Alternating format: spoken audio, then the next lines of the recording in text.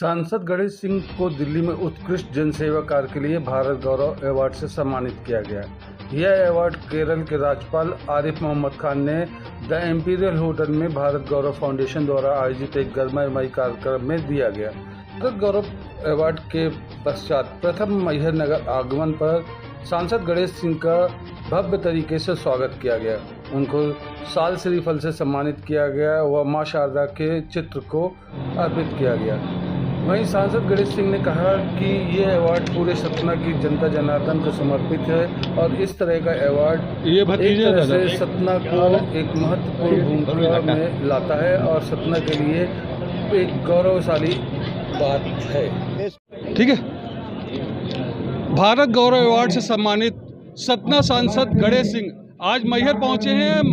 मैहर में उनका स्वागत किया गया है और उनसे जानेंगे कि भारत गौरव अवार्ड पाने के बाद सतना जिले को विश्व के पटल में क्या स्थान दिलवाएंगे। अभी भारत के पटल में सतना का एक इतिहास बताया, सतना को गौरवान्वित किया है। जी, देश में एक भारत गौरव फाउंडेशन पिछले काफ़ी वर्षों से देश की प्रतिभाओं को खोज करके उनको सम्मानित करने का काम करता आया है।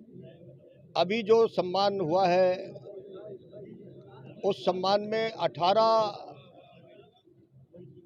तरह के जो प्रतिभावान लोग हैं उनको तलाशा गया। भारत की संसद की तरफ से हम 2 लोगों का नाम चयनित हुआ। एक तो मेरा हुआ, दूसरा एक महाराष्ट्र के एकनाथ शिंदे सांसद हैं उनका हुआ। बाकी अलग अलग क्षेत्रों का, कुछ औद्योगिक क्षेत्र से, कुछ शिक्षा के क्षेत्र से, कुछ सेवा के क्षेत्र से, कुछ एग्रीकल्चर के क्षेत्र से, कुछ अंतरिक्ष में काम करने वाले कुछ लोग हैं उनके साथ, अलग अलग तरह के लोगों के साथ हुआ था। ये भारत गौरव सम्मान जो है ये सचमुच एक ऐसी संस्था के द्वारा किया जा रहा है जिसमें देश के कई बुद्धिजीवी लोगों का उसमें जूरी बनी हुई है और वो अलग अलग तरह के तरीकों से वो लोगों के काम को परखते हैं और फिर उसके बाद उसको अवार्ड करते हैं।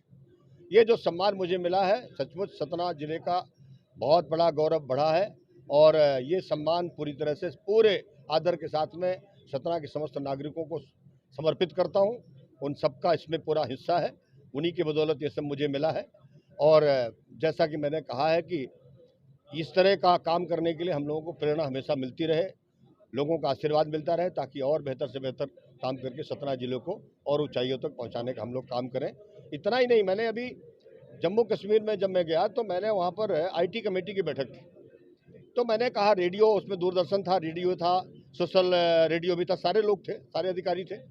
तो मैंने कहा कि भाई मैं जिस क्षेत्र से आता हूँ वहाँ बघेली भाषा बोली जाती है, लेकिन बघेली भाषा में ना तो दूरदर्शन में ना तो रेडियो में, एक सिर्फ चैनल रेडियो में चलता है जब वो आता है चौपाल, बाकी तो सब पूरे खड़ी हिंदी में चलते हैं। तो मैंने कहा कि दूसरे देश के दूसरे हिस्सों की जो भाषाएं उनको आपने शामिल किया है, हमारी बघेली में भी इसमें रिसर्च किया जाए। तो उन्होंने मुझे पूरा आश्वस्त किया कि बहुत जल्दी हम इसको शुरुआत करेंगे।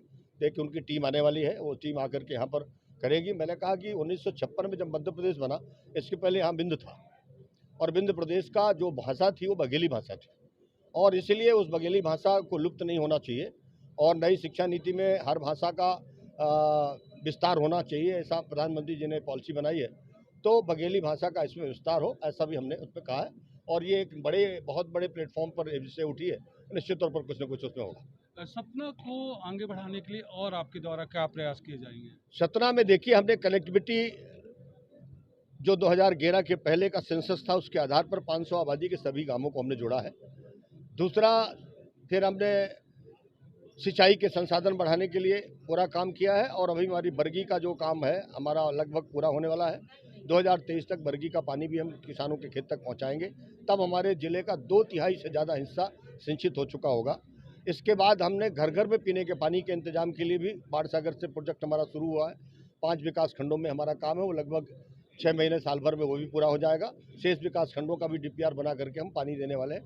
तो 24 के पहले हम हर घर में नल से जल भी पहुँचाएँगे और हम बाढ़ सागर बरगी का काम भी पूरा करेंगे, सड़कें भी बनाएंगे। मेडिकल कॉलेज का काम पूरा हो चुका है, उसका भी अब उद्घाटन करने वाले हैं। स्मार्ट सिटी बना रहे हैं, मिनी स्मार्ट सिटी मैहर और चित्रकूट को भी बना रहे हैं।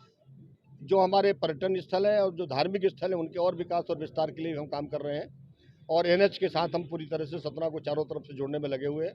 हमारी हवाई सेवा का भी 4 बार टेंडर जा चुका है, लेकिन कोई बिडर आ ही नहीं रहा। जहाज़ जिनके पास है वही जहाज़ चला सकते हैं।